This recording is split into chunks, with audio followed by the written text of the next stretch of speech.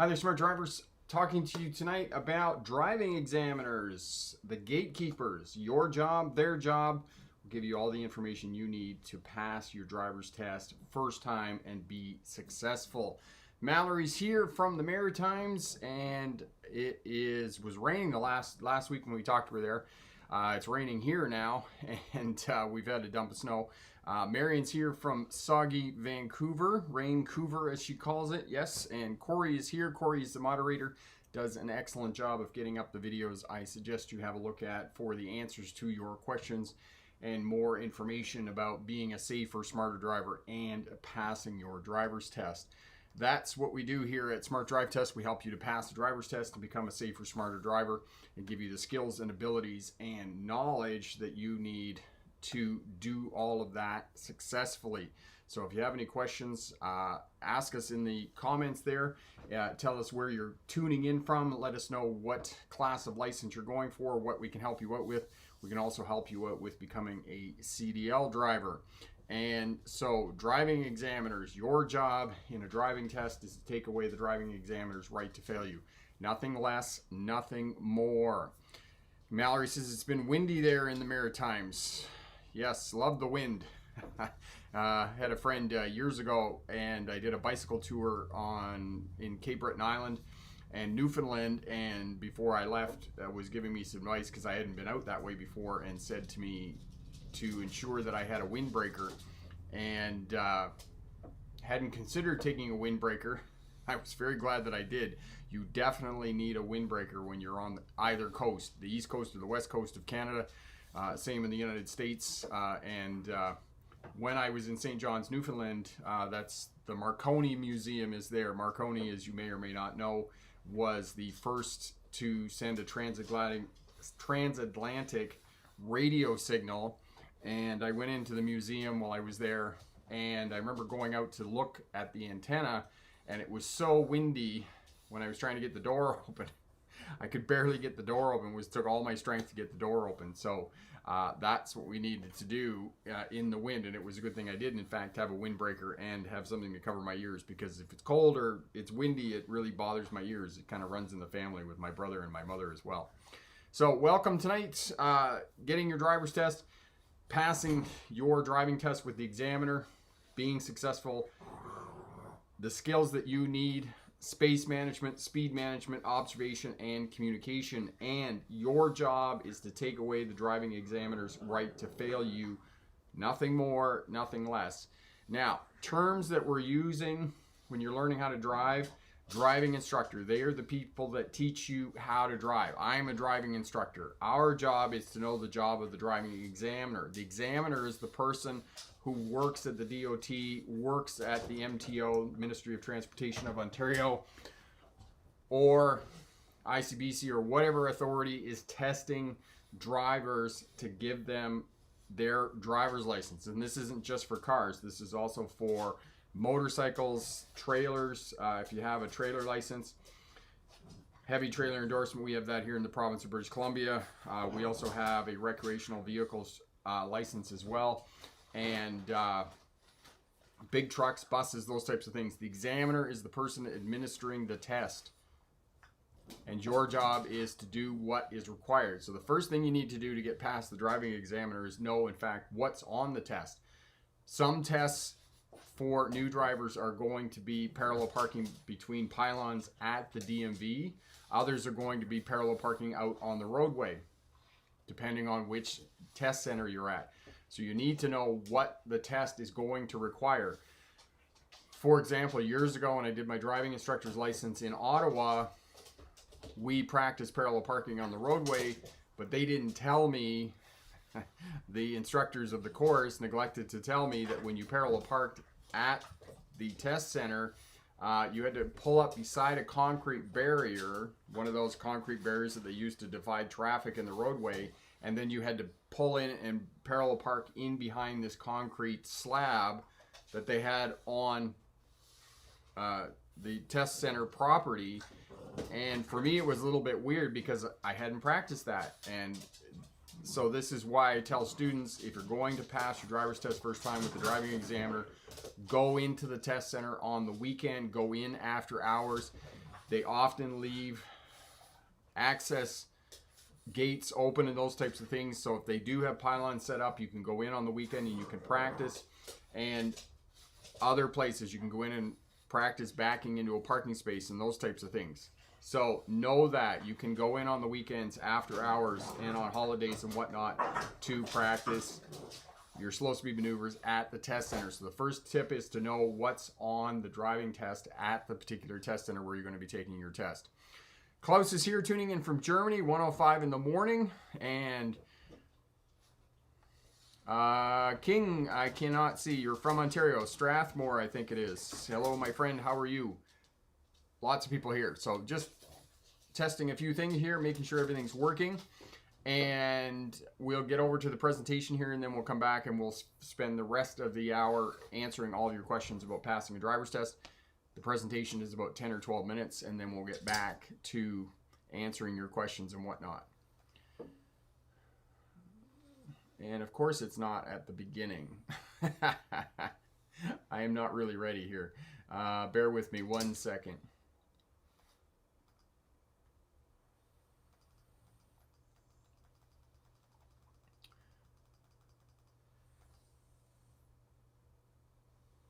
All right, so crusty old driving examiners. This is what most people think of when they think of driving examiners.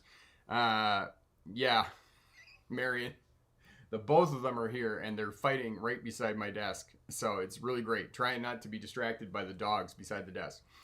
The gatekeepers, the driving examiners are the gatekeepers. These are the people that determine whether you pass or fail your driver's test. And for many students who are learning how to drive, this is what they think of when they think of a driving examiner. They're going to get in the car, they're going to bark orders at you, and they're not going to be very nice. But the reality is that most driving examiners are good people. They're nice. They're going to help you out as best they can. They're going to give you prompts to be able to pass your driver's test. Those of you who are new to Smart Drive Test, my name is Rick August. I was a truck driver in the 1990s, hauling freight between Ontario, Canada, and the United States. 1997, I became a licensed commercial driving instructor. 2002, I moved to Australia, was there for almost 5 years while I was going to university. Graduated in 2006 with my doctorate in legal history, which is a study of policing, courts, and prisons. My expertise is in policing as it relates to traffic. So how policing, police officers, and the law move to control traffic and uphold social order within our cities, because we were moving from horse-drawn traffic, pedestrian traffic, to motor traffic, which was a 500% increase in 40 years. It was a very, very quick transition in cities. While I was going to university, I drove buses for Greyhound and one of the regional bus lines there in Australia. 2015, I started the Smart Drive Test online YouTube channel, built a business around the YouTube channel. It has been wildly more successful than I could have imagined. If you want to know more about me and the business, Smart Drive Test, you can check out the autobiography over at the Smart Drive Test website. And there's a little bit of humor there as well. There's some funny stories about learning how to drive and whatnot. New stuff this week, top 4 must-have skills on any driver's test. It doesn't matter where you're taking your driver's test. If you're taking it in the United States, Maryland, California, Arkansas, Kentucky, Ohio, you're going to need these 4 skills: space management, speed management, observation, and communication. You are going to need these skills as well. Check out the podcast over at the Smart Drive Test website, and you can find those links down in the description. So the driving examiner's job is to assess your ability to have due care and control of the vehicle in changing traffic conditions, and have a look at the playlist with 10 chance events that could happen on your driver's test that could potentially fail you.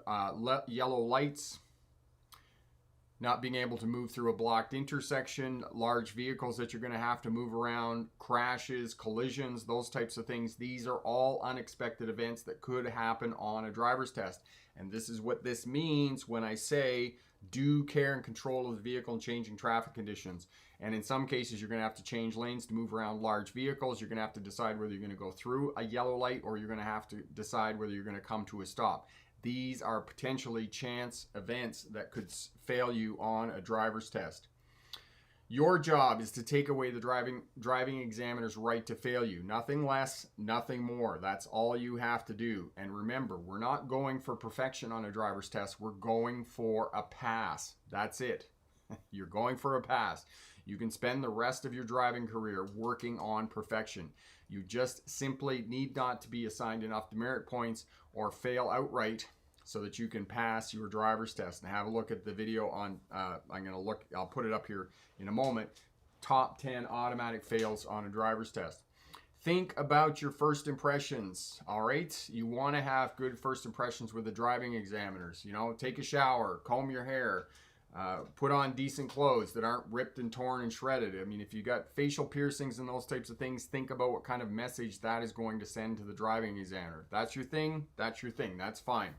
But I know for a fact, when I worked at the truck driving school and I had guys that come in and they had tattoos up and down both arms and on their face and up their neck, and they had piercings and whatnot, and we showed up down at the driving test center to take the test, and the examiner come out. We had one examiner that was ex-military, and I could tell by the look on his face every time that it was going to be challenging for the student to pass the test. All right, wash your car, vacuum the inside of it out, do a pre-trip inspection, make sure that the seatbelt on the passenger side works, make sure the lights all work, because when you do show up for your pre-trip or for your test rather, they are going to do a mini pre-trip inspection. They're going to test all the lights. They're going to make sure that the door works on their side. They're going to make sure that their seatbelt works, that there's no cracks and breaks in the windshield.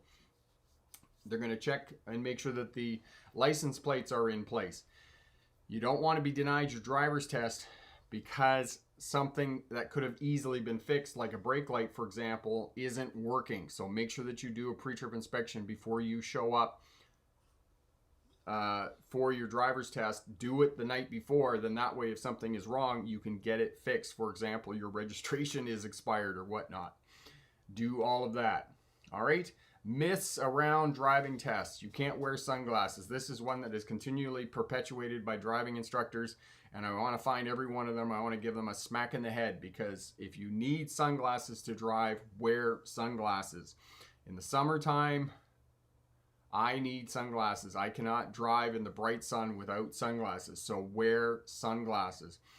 The other piece about this is they say, oh, we're looking for your eyes moving. That is bunkus, okay? It is not true. Your head needs to be moving. You have to move your head to observe correctly in a car. When you're shoulder checking, looking around the blind spot on the A-pillar, moving from the center mirror to the wing mirrors, or the side mirrors as they're called, looking up and down, your head has to be moving, not your eyeballs. Your eyeballs are just biologically limited and cannot move enough to do the proper observations that you need to do. Okay, don't engage in conversation. And yes, I would say at the beginning, don't engage in conversation. If the examiner engages in conversation halfway through the test, then yes, have a conversation.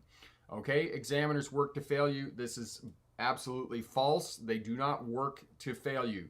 And 9 times out of 10, I'm sorry to say this, when students come back to me and say, oh, the driving examiner did this, or the driving examiner did that, 9 times out of 10, I believe the driving examiner, that the student did something wrong. Students, unfortunately, most students who take driving tests have 6 to 8 weeks of driving experience under their belt, and they just don't know. It's simply lack of experience. Okay? Examiners have a quota of number of students they have to fail. That is not true. They have supervisors that they have to answer to, and if they are failing 50% of their students, anywhere but London, England, of course, because there are fail rates of 50 to 70% in cities in London, England, but that's for a completely different set of reasons. They have supervisors to answer to, and supervisors are going to call them in and say, hey, why is everybody failing on your driver's test? I have to speak perfect English. This is not true. Many people who have English as a second language are not going to fail their driver's test, and examiners are unfair. For the most part, yes, there's the odd one here and there, but for the most part, driving examiners are indeed fair on the driver's test. Okay, I talked about the pre-trip inspection, the importance of doing a pre-trip inspection before showing up for your test, making sure that your brake lights work, all the lights, the turn signals, make sure that you have your registration, your insurance in the vehicle and whatnot. So have a look at that video and do that, and Corey will put that video up for us there in the chat. Look at most common mistakes and the top automatic fails on a driver's test. Shoulder checking. You must shoulder check to look into the blind areas. Not shoulder checking when driving is to, let me rephrase that. Not shoulder checking when driving is to driving what not checking to see if a weapon is loaded is to gun safety. Why on any planet would you drive a 3,000 pound vehicle at speed, change direction, and not look into your blind areas to ensure that there isn't another road user in your areas, okay? Space in front. You need that 3 to 4 second following distance for the duration of your driver's test, and you need space in which to work, okay? You cannot adjust your mirrors to look into your blind areas, especially when you're parallel parked. This is a question I get every now and again. Can I adjust my mirrors when I'm parallel parking? No, you cannot.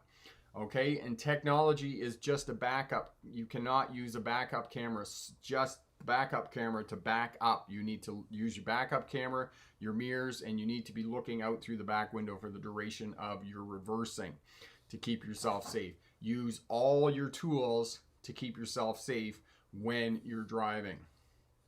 Okay, road signs, failing to adjust speed according to the signs, so know what the different speeds are in and around the test center. And again, this is why you should practice in and around the test center at the time that you're going to be taking your test. If your test is at 10 o'clock in the morning, practice at 10 o'clock in the morning so you know what the traffic is going to be in that area.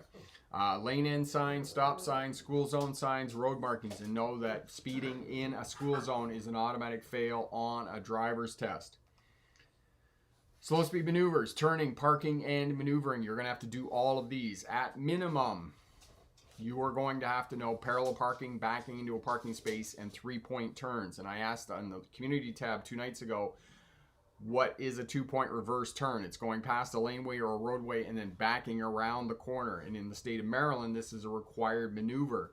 Someone asked, do I have to know how to do this? Yes, you do, because if you get a crusty old driving examiner, in the unlikely event, they may ask you to do a 2-point reverse turn. You know, they'll explain it to you what it is. If you don't know what a 2-point reverse turn is, pull up and then back around the corner.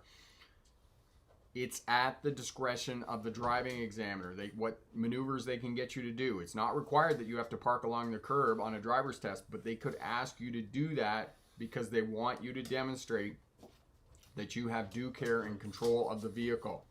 Slow speed maneuvers, parking, 3-point turn, which can also be called a K turn or a Y turn. Practice your slow speed maneuvers when you're learning how to drive. It's 20% in and 80% out.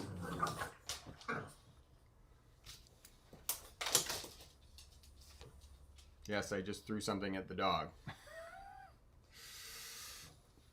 Move to the right after turning left. Okay, when you're turning left on multi-lane roads, left lane to left lane, right lane to right lane. Merging lanes, changing, moving over, shoulder check, mirror signal shoulder check. Vehicle, move the vehicle laterally. Anytime that you're changing directions of the vehicle, mirror signal shoulder check. The other thing, Marion, is the 2 dogs are fighting and my daughter is sitting in the living room doing nothing. Helpful. All right. Assess competency, score of demerits. There's 2 ways you're going to be scored on a driver's test. You're either going to fail outright or you're going to be assigned demerits and you're going to get enough demerits that you're going to fail your driver's test. For example, most tests you're allowed 35 demerit points before you fail. On major errors, you're going to be assigned 10 to 20 points. On minor errors, you're going to be assigned 3 to 5 points, maybe even up to 8 points, depending on the severity of the error. All right, at the end of the driver's test, except in the city of New York, that's the only place I know to this point that does not give you feedback from the driving examiner at the end of the test. You have to log into their website after 6 o'clock at night, and you will figure out whether you pass or fail your driver's test. Otherwise, most driving examiners are going to give you feedback of what you did wrong. Now, know that they're not going to be able to give you everything that you need to improve upon. They're only going to pick 1 or 2 things, and then they're going to focus on those 1 or 2 things because they have a limited amount of time. They only have 2 or 3 minutes to give you some feedback, right? So they only give you 1 or 2 things feedback when you're finished up your test. That's what you need to do, okay? Automatic fails, demerit out, and remember, pick the best answer, not necessarily the right answer. And getting back over here, transition. Yes, the dogs are fighting at the thing, and somebody's not helping me out. That's what happens. So they went for a walk. They got a bath, and as soon as they get a bath, the two of them start fighting. So this is what's happening here. Yes, lots of fun doing live streams in the house with the dogs that are now fighting. Excellent. All right, so Corey's put up all those videos for you. Malik, my driving instructor, was pretty chill, which calmed my anxiety. Yes, and I ended up passing my test. That's really great, Malik. And yes, a lot of driving examiners are going to be chill. The reason they're chill is because they know that you're nervous. They know you don't have a high skill level. And if they get anxious, that's just going to make you anxious, and it's going to make you, it's going to have you making mistakes on your driver's test, which is something you don't want to happen. Brent, they are not crusty. They are worried about their safety. Show them you are safe and they will not be crusty. Yes, most, the majority of them are not crusty.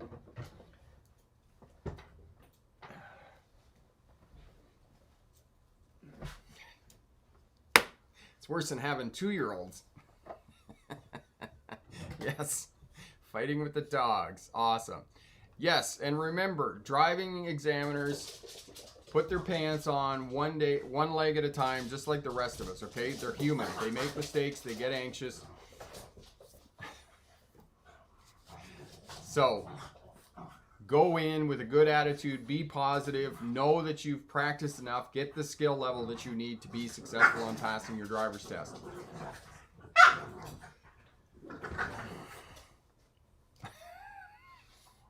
All right. It's going to be a whole live stream about the two dogs running around in the house. And it's really great that my daughter's in her room, not listening or helping me out here. They want to join the live stream with their comments. Yes. Yes, they do. Awesome. Okay. It's quiet tonight for some reason. Not many questions. I thought this would be more lively.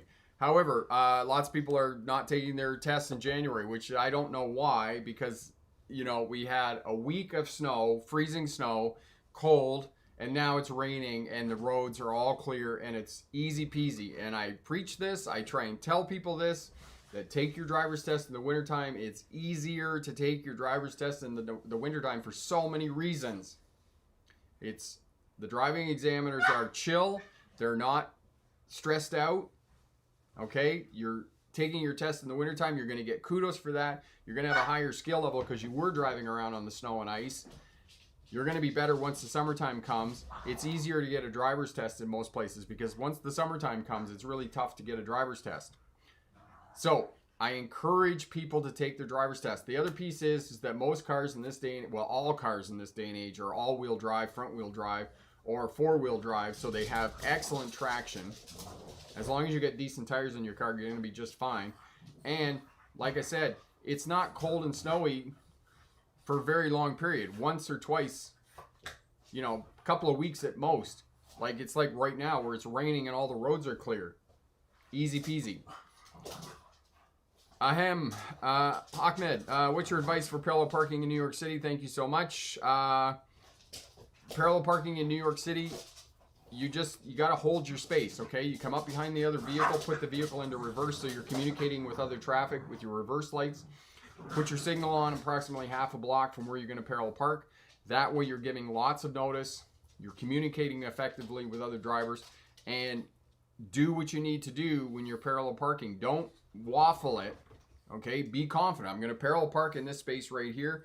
Pull up, into reverse, signal on, and then look back and parallel park, right?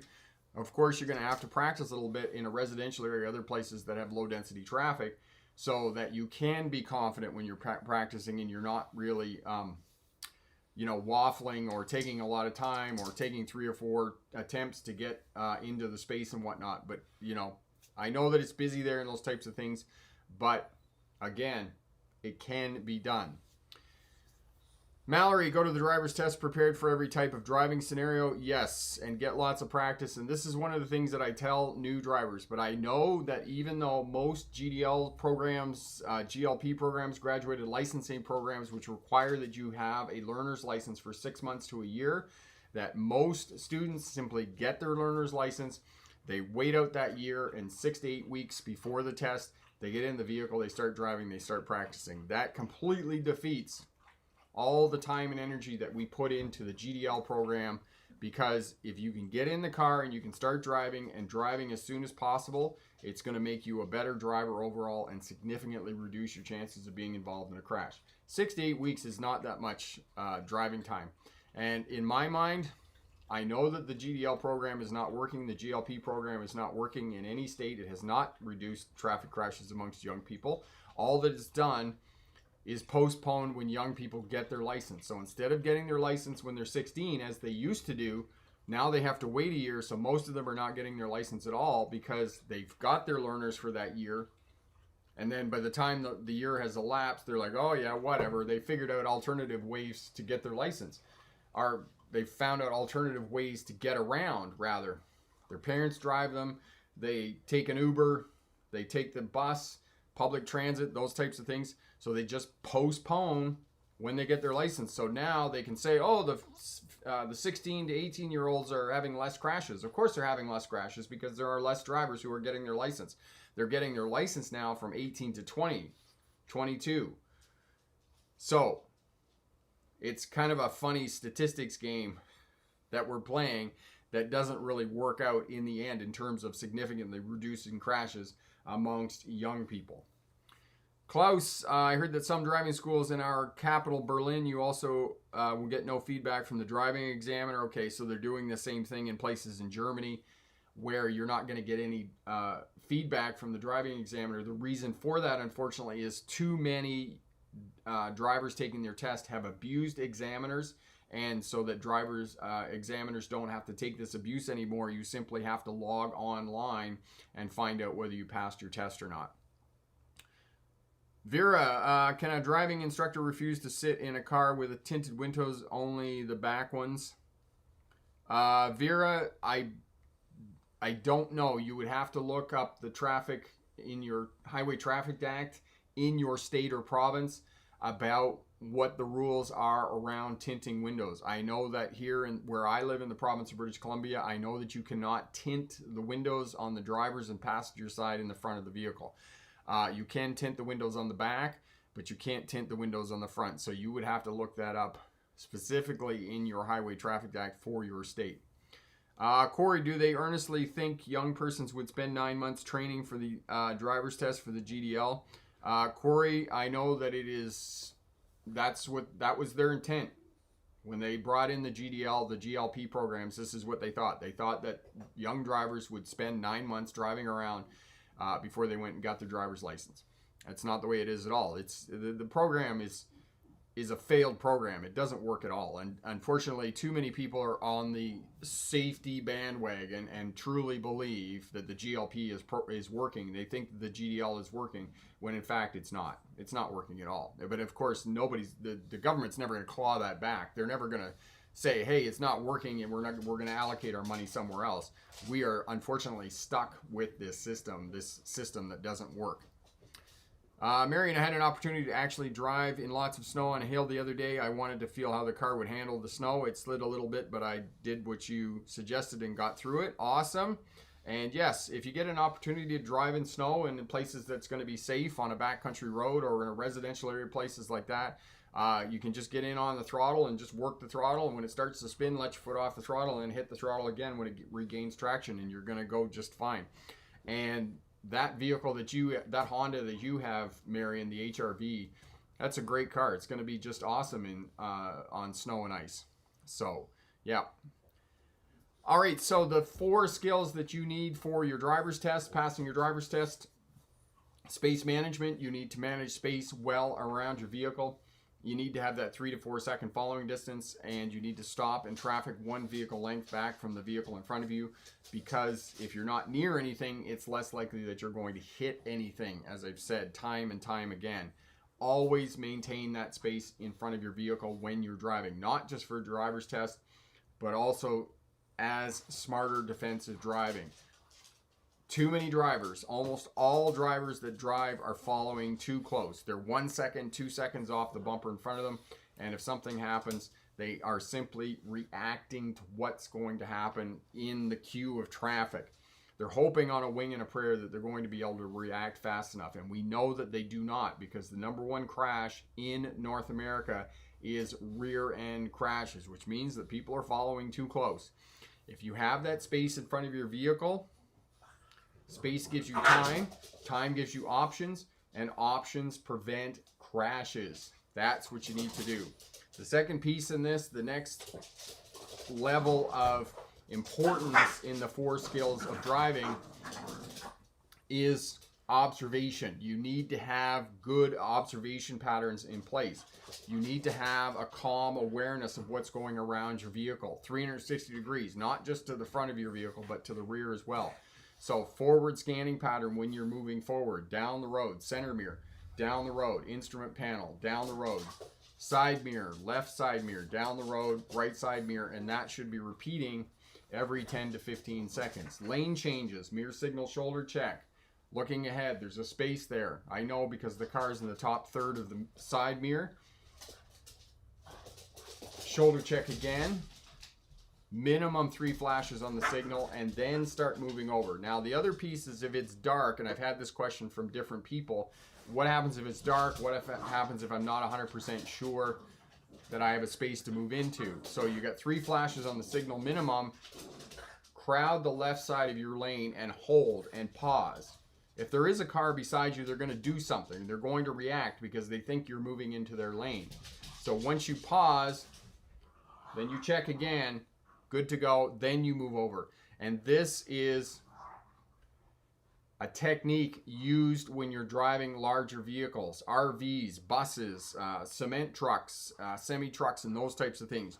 You don't just signal 3 times and then look, go, and then go. You go to the left of your lane, pause. When you don't hear somebody honking or lights flashing, then you can move over to the other lane safely. So that's one of the other safety techniques that you can put in place when you're changing lanes. Observation, when you're reversing, 360-degree scan around the vehicle, check your backup camera, check your mirrors, look out through the back windows. And I had somebody say the other day, yes, in one of the videos I mistakenly said that you should stop every vehicle length.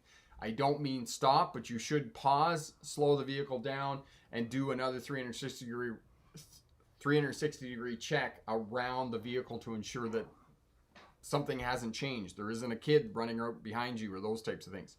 All right, so reversing safely, okay, if you're moving up, back, long distance and those types of things. And for those of you who are in California and you have to reverse along a curb for 50 feet, make sure that I encourage you to turn on your 4-way flashers if you're along the side of a roadway to keep yourself safe. Figure out where your hazards are on your vehicle. Is it on top of the steering column or is it in the middle of the dash? Figure out where that is, because if something happens, you're going to have to turn your hazards on to indicate to other traffic that you are being unpredictable on the roadways. Beaumont, yes, I agree. Drive in the snow to learn how to your car handles. I did this when I had my L. Now with my N, way more confident driving in many different weather conditions. Great practice. Awesome, awesome. Mallory, the dog's names are Izzy, she's the girl, and then Striker is the male. And they're still running around in the house. Epic, some of them are crusty and short-tempered if they got a CDL examiner for a car road test. For smart drivers under 21 in New Jersey, now require them to have 50 hours of practice and 10 hours at night. So now some places, New Jersey for example, other places are requiring you to have a logbook. Marion, that's what happened with me. I let my learners lapse and then used the bus transit until recently, and then when it got your license, yes. Okay, and you know, this is what's happening with a lot of young people. They figure out other ways to get around without their license, and they let their learners lapse, or they just don't go and get their license until 6 to 8 weeks before their license comes up. Alex, say you helped me pass my CDL 4 years ago, and that is awesome. Welcome back, Alex. And how has it been going? Have you been working as a CDL driver? That is great news. Thanks for dropping back. KGB, can we get a video of the dog fight? Yeah, they're fighting. Didn't work well because I took him for a walk just before the live stream from 3 to 4 o'clock. Well, I got back at like 3:30, and of course then you put them in the bath because they're all dirty because of the road, and of course as soon as they get a bath, then they're off like crazy people, crazy dogs. Now they're fighting, and my daughter is completely ignoring all of this in her bedroom, not helping me out at all. Alec, now I'm a commercial truck driver. Awesome. Marion is called the Zoomies. Give them a bath, makes them go zoomies all over the place. Yes, and that's exactly what they're doing. It's turning into a bit of a fiasco now because this has been going on for what, 35 minutes now? YouTube, hey. And then they get to the point where we've had enough. All right, so the 4 components. We told you about space management. We told you about communication. We told you about the 4 components for a driver's test: space management, speed management, observation, communication. So we talked about space management, observation, communication. There are 5 different ways that you communicate on a driver's test.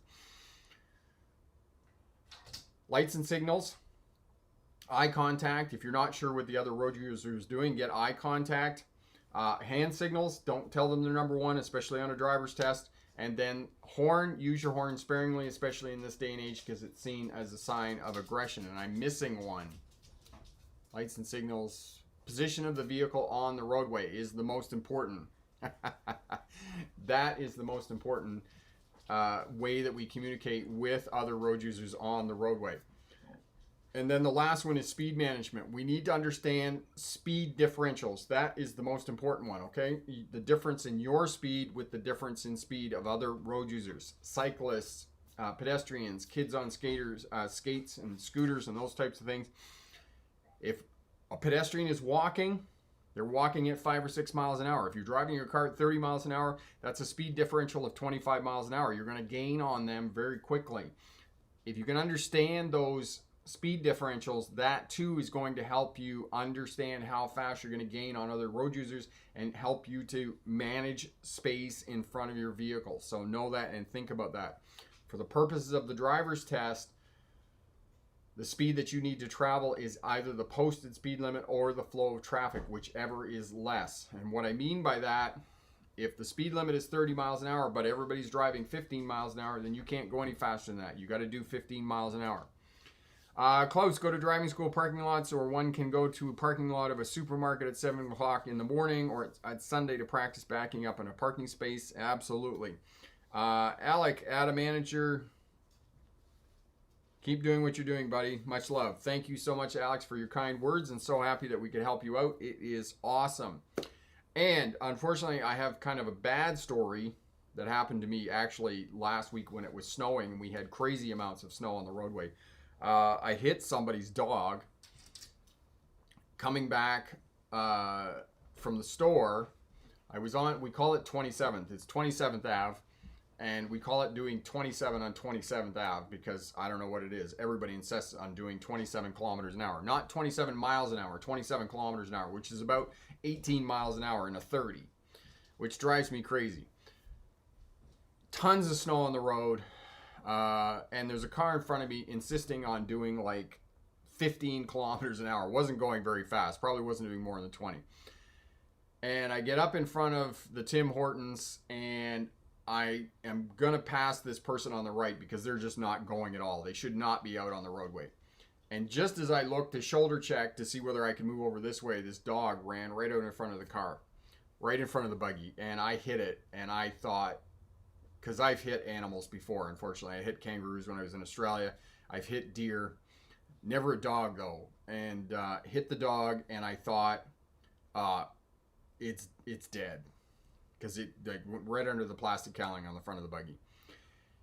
And So I went past a little bit more and I looked in the mirror and I see this dog is still running around on the roadway. And of course, the other piece that makes me kind of sad about this is this dog is still like running around in traffic on a multi-lane roadway. And it couldn't get off the roadway because the banks, the snow banks were so high. And so I just, as soon as I saw that the dog was still running around, I just like parked on a side street, threw the four-way flashers on, went out, running around in traffic in the snow. And of course it's snowing. There's just crazy amounts of snow on the roadway. And just yelled at the dog to come. And the dog came right over to me. I picked the dog up, threw it in the buggy.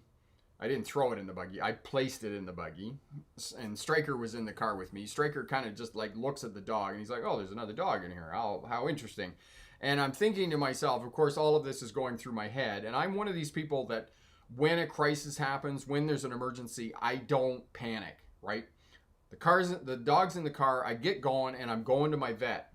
And I'm thinking, well, what happens if the vet's not open? Then I'm thinking, well, where's the emergency vet that take the animal to and those types of things. And I get to my vet. My vet's still open because it's about 20 after 5 at night because I dropped the kids off at jiu-jitsu. And I get there. They take the dog right in. So, you know, the world is a magic place because the vet was open and they just took the dog. They took the dog in. I didn't even look when I picked the dog up whether the dog had a tag or not. I wasn't even thinking about calling the owner after I hit the dog. I was thinking more of getting the dog to the vet to get the dog attention as much as possible. I'm pretty sure that the dog lived. The vet did call me and ask me if they could pass my information on to the owner of the dog. But the owner hasn't, up to this juncture, hasn't called me. But one of the things I want to say to all the smart drivers out there and everybody else who's driving, if you know, they say that there's techniques that you can put in place when you hit an animal or an animal runs out in front of your vehicle and those types of things. So many times it is almost instantaneous. You look, your attention wanes for one moment or is distracted for one moment because, as I said, excuse me, I was thinking about going around the vehicle in front of me. I was shoulder checking to the right and I look back and there's the dog. And it was the same thing with kangaroos that I hit in Australia. It was the same thing with the deer that I hit coming out of Michigan one night when I was driving truck in the 1990s. The deer that I hit in Australia, coming out of the state of Michigan from Grand Rapids, that was probably the scariest because I was in the truck, I was in the rig, tractor trailer, I'm doing like 65 mile an hour, I'm on the interstate and I'm passing another rig and we're like side by side coming down the interstate and we're nose to nose down the interstate and the deer stepped out of the median right in front of me and you know, there was nothing you could do. So when people say that there's things that you can do or you can swerve or you can do this or that, often you can't. In my experience of animals on the roadway, unless they're down the roadway and the lights catch their eyes or something like that, then you can honk your horn or something and get them off the road or whatnot. But for the most part, you are not going to avoid hitting an animal if they step out in front of your vehicle. Alex, just happy to see that he was live. This guy is the real deal. Thank you so much, Alex, for your kind words. Epic. And I'm wondering, that is the minimum practice hours for a teen driver to get a B license here where I am in New Jersey. Post 24, 50 hours and 10 hours of night driving. Yes. Excellent. Yes, so there's logbooks and there's some of these places now that they're doing. But the unfortunate part about logbooks is that they've already proven that these don't work. Unfortunately, what's happened is a lot of people who are required to take these in and whatnot, they will simply falsify them. You know, they'll just fill out time and then their parents will unfortunately get in on it and they'll sign off on the log and those types of things. So there's really no way of policing these logs and logging the time in to verify these logs that these students actually have this amount of training. I mean, the only way that they could potentially force new drivers to actually do the amount of driving that they say is to put them in with a driving school. Of course, there's problems with driving schools as well, and we have different places around the world where they have empowered driving schools to administer the driving tests and to issue the driver's licensings. Unfortunately, then what happens is you get yourself a license mill where they start, oh, give me $500 and I'll give you a Class A license, that type of thing. Tim is here from Drive Smart BC. Hello, my friend. Sadly, sometimes the less of evil is to hit the animal, and yes, it is, because otherwise you could careen off the roadway into the trees and bushes and those types of things. So yeah, you know, sometimes you just have to hit the animal, as Tim says. But you know, and it's unfortunate with the dog. You know, like I said, I think the dog lived, but you know, when I hit the dog, I was like, it was a big crack on the front of the car. So for those of you new to Smart Drive, or not me, not Smart Drive Test, Drive Smart BC, my friend Tim, check out his website if you're in the province of British Columbia and want to know anything about traffic safety, traffic laws, road maintenance, engineering, those types of things. All great information over on his website. As well, a forum of experts and authorities. Get involved with the conversation there, and you can add your voice to things that get done in the province of Ontario. Marion, did the dog actually survive? I don't know. Like I said, the veterinarian wouldn't tell me whether the dog survived or not. They did say that the dog's name was Annie. So I am guessing that because they told me the dog's name, that the dog did survive. But like I said, the owner of the dog didn't call me back. I think the owner felt pretty bad because he did come in when I was still at the veterinarian, and but he didn't really say too much to me. I think he was just in shock. I did kind of overhear that the dog had got out through the fence or something somehow or whatnot. But anyway, like I said, the world is a magic place because I just went and got the dog. I picked it up, I put it in the car, and I'm driving to the veterinarian, and I'm thinking to myself, where's the emergency vet? I think the emergency vet is like half an hour away in Winfield. I'm not sure. I don't really know where it is. And I should probably look that up and have that information in my head. It's a little bit like when you're on holidays or you're traveling to a new destination or those types of places. And this is a really good tip for travelers and whatnot. When you get into a new place, figure out where the hospital is. Okay, if something goes wrong, you know where it is and you know how to get there as quickly as possible. It's the same thing if you were a dog owner or a cat owner, know where the emergency vet is, because if it happens on the weekend or after hours or on a stat holiday or those types of things, you need to get the animal to the vet. And the sooner that you can get medical attention for your animal or your loved one or the hospital in that case, the more likely that they're going to survive. Mallory, that was a great story and a great lesson that sometimes you can't control what is happening. Glad to hear the dog in the story is doing well. Yes, you can't. You can't control and you can't know what's going to happen. You know, just drove down to the store and I'm coming back in the snow and I'm having fun bombing around in the snow because I like driving in the snow and it doesn't happen very often. And, you know, just one moment of doing something else and looking away from one area of the vehicle, and the next thing you know, the dog's in front of the car. Let's hope the dog is okay. Thank goodness she had a tag so she could find her owner. Yes, and you know, and it's inexpensive to get your dog chipped as well, so you can do that as well, or have a collar on them. I don't like my dog wearing a collar all the time because it tends to wear on them and rub their fur and their skin and those types of things, and they tend to get a yeast infection. So when he's at home in the house or in the backyard, he's not wearing a collar, but he is chipped, so we do know that. Close, if you're hitting a deer, for example, you have to call the police when the animal is still alive. And the other thing is, animals, please don't let them suffer. Okay, if they are alive, as Klaus says, do call authorities and the authorities will come out and take care of it or those types of things. We did hit, not a kangaroo, a small kangaroo, a wallaby. Yes, that's what they're called.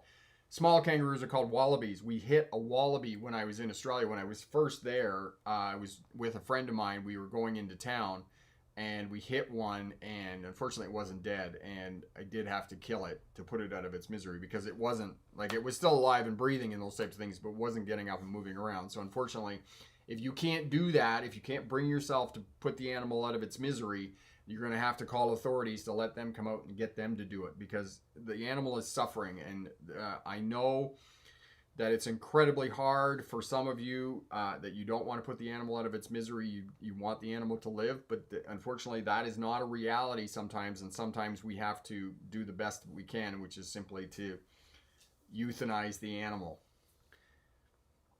Okay, KGB, especially trucking companies in Brampton, Ontario. Missing part of the conversation there. Do you phone conversation with the police if you hit a deer? Oh, conservation. Do you phone conservation? I don't know. Probably, Marion, if you call 911, they usually ask you, what services do you need? Do you need police, ambulance, or fire? And they may be able to even hook you up with conservation. I don't know. You would need to own the police or something like that. That's probably something that I could call and find out that information. Actually, I'll put that in there. If you hit an animal, whom do you call? Do you call the police or do you call conservation? Because that's actually a good question. And maybe some of the smart drivers watching on the replay or watching now would know that about who you call if you do hit an animal and the animal is still alive after you struck it with your car. Klaus, what will happen when you hit an animal on your driver's test? Klaus, I can't say for sure. I'm almost positive that they would not continue the driver's test. They would simply postpone the driver's test. They wouldn't fail you. They wouldn't pass you, but they will probably reschedule the driver's test, okay? And the driving examiner will go back to the test center and those types of things. That is my thinking. I know I've never heard of that has happened on a driver's test, and touch wood that it hasn't. What I have heard on driver's test is that students have had crashes during their driver's test, and in the one instance where I did hear that a student had a crash, they were like half a block from the driving test center. The driving examiner simply got out of the car and walked back to the test center. Didn't say anything to the student, just got out of the car and left. And, you're like, well, maybe you could have helped the student out a little bit or something, like, maybe park the car over there, put your four-way flashes on, make sure that you don't get out in front of traffic and those types of things. Because when many people have a traffic crash or they hit an animal, they're in shock. And what happens is they'll park the car, they'll forget to put the transmission into park, or they'll forget to put the parking brake on. They'll get out of the vehicle, and because they're in shock, the vehicle will roll away. And sometimes it'll cause another crash because it rolls into other traffic and whatnot.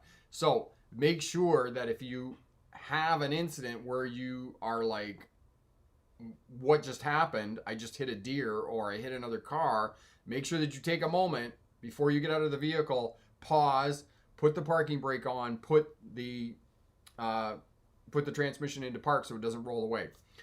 Tim says, depends on where you are here in British Columbia. It's the RAP line, report all poachers and polluters, which is really the Conservation Officer Services. Okay, so we have a dedicated line here in the province of British Columbia. I know that in some U.S. states that you need to call the sheriff or the local authorities if you hit an animal and the animal is still alive. Even if the animal is dead, you still have to call local authorities or the sheriff for them to come out and look and examine that and to move the animal off the roadway so that it remains safe and whatnot. So we actually have report all poachers and polluters, a RAP line here in the province of British Columbia. Marion, your car would be quite damaged too, so perhaps not drivable afterwards. Yes, especially if they puncture the radiator, the cooling fluid on your vehicle, you're not going to be able to drive it. Trending, so during the driving test, if we find some T intersection where we don't have a stop sign, do we need to stop the vehicle and proceed? My instructor told me I should not stop because I have the right of way. Please help. Yes, if there aren't any controls at the intersection, you don't have to stop. And if you're on a major road, then you don't have to slow down. Now, T intersection, you're going to have to turn right or left. So, of course, you're going to slow down to the speed that you need to do to make the safe left or right turn, and you're going to give way to any other traffic, right? Because the right of way is never taken, it's always given, right? So if there's other cars in the intersection, you're going to have to give way to those other vehicles. And it's the same principle of the question I put on the community tab last night about emergency vehicles having the right of way with lights and sirens blaring. It's a request for the right-of-way. It is not the fact that they actually have the right-of-way, which a couple of smart drivers correctly said, right? They have to make sure that the intersection is clear before they proceed through the intersection. They can't just go up to a red traffic light and go cruising through the red traffic light. They have to slow down. They have to come to a stop in some instances, and they have to wait until the intersection is clear before they proceed, even with lights and sirens blaring. All right. KGB, Brampton training companies give out certifications too easily, as so many collisions have happened as the drivers frequently come from Brampton. Yes, and unfortunately that's what happens. Too many schools, too many truck driving schools, they don't provide the proper training, and they will cut corners to try and save money and those types of things.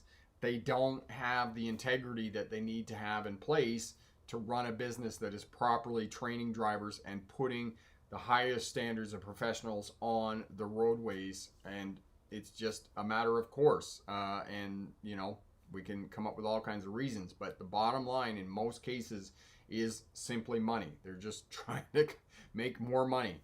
So do your best to be the best professional, smarter, safer driver that you can be. Alex, just wanted to say thank you. I added tools to my tool shed, and with my truck ethic, I built a good foundation. Your videos were the start of my build. Can't thank you enough. Have a great night. And you as well, Alex. Thank you so much for that. So, just wrapping up here with the driving examiner taking your driver's test. It's your job to take away the driving examiner's right to fail you. Nothing less, nothing more.